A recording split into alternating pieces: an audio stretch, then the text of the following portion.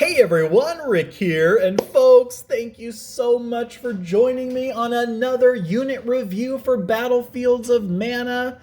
If you've watched them all in order up to now, you've seen all the core units. All the Regal Guard, all the Lunar Knights, the Sorcerers, Warlords, Siege Engines, and all the Infantry and Cavalry.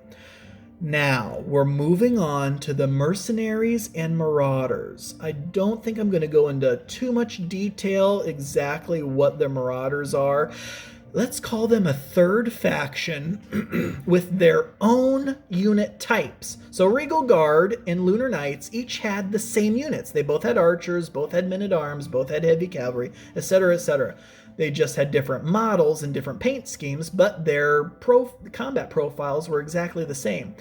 This third faction, known as Bandit Marauders, is a mercenary faction. Unlike the other two, there are fewer unit types in total, but they are completely unique. These were designed to introduce a common enemy and maybe even a third player. You could do allied scenarios or just have, one of the normal armies fighting a bandit marauder in a scenario in case you needed some mercenaries.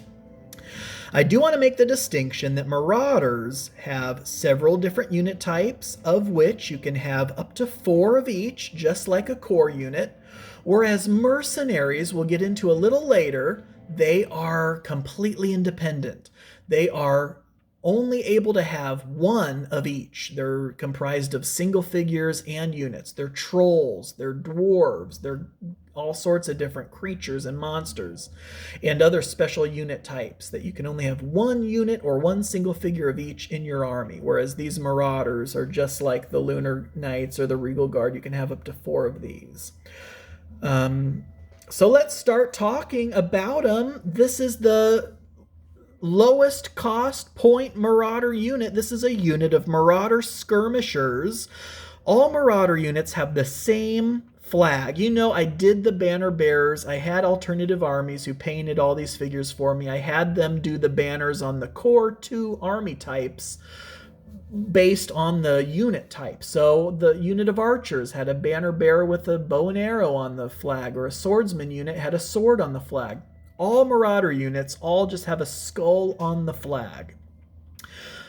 You still do remove the banner bearer last, but when you whittle down to just the banner bearer, replace the banner bearer with one of the discarded figures, so you still know which type of figure the unit was, or I guess still is technically. So Marauder Skirmishers, as you can see by their pose, they are staff slingers. So if you recall what a slinger is, a sling with a rock in it, and you wind it up and hurl the rock. So these are staff slingers. They're slings attached to the end of staffs, and I just love these figures. So Marauder Skirmishers, again, only cost 2 points. They're the cheapest Marauder unit. Attack dice 1. So each figure has 1 attack die. No combat strength abilities. Armor value of 1. So again, it only takes 2s or more to hit them. They do have an 8-inch range, which means that they are slinging their stones, and again, when you have a range, you get the supporting attacks from the back rank.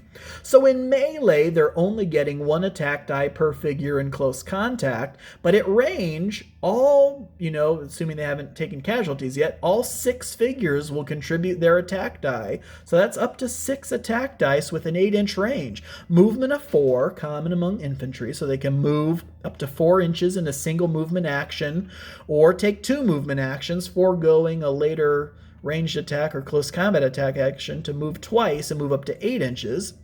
Initiative of 3. This is initiative bonus of 3. That's pretty good. I mean, these guys are pretty quick, and that's why they have an initiative bonus of +3 to their initiative die roll. Health, as usual, 2. So 2 HP per figure. Every 2 wounds the unit takes, you remove a casualty. And the ability that all Marauders have, we have this very special 10-sided Marauder die. So what does this mean? Well, all Marauders have this special ability. You roll the d10 along with your attack dice in both close combat and range combat. A result of 7 or better is 1 unblockable wound. The wound cannot be avoided by the use of any special abilities. It's not defended against like a normal attack die. A result of 6 or less has no effect. Now, this die is not used with other special abilities like collision or volley, some of the other things we've talked about.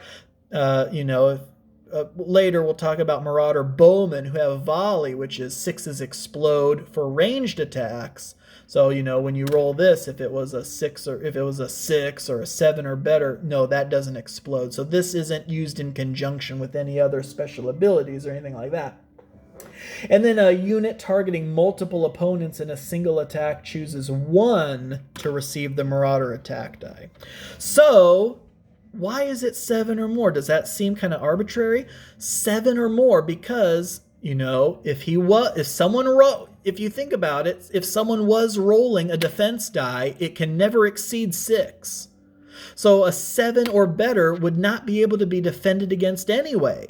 So, we still say no defense die result, no extra defense dice to try to block this, because that would technically be an extra defense die that could negate another attack die. So no, you don't get any extra defense dice for this Marauder die. This Marauder, because these are bandits and thieves. Marauders are underhanded, sneaky. They probably, while they're parrying your blows, they're probably sticking a poison dagger in your gut. So this D10 Marauder special ability is across all Marauder units, and on a 7 or better, that is 1 unblockable wound. It just makes them a little more dangerous, and also compensates for the fact that they don't have quite the variety of unit types that the other bigger units have. So that is our first. Can you believe it? We're now into the Marauders. We got a bunch of Marauder units to talk about.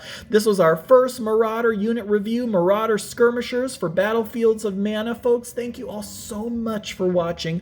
I do truly appreciate it, and until next time.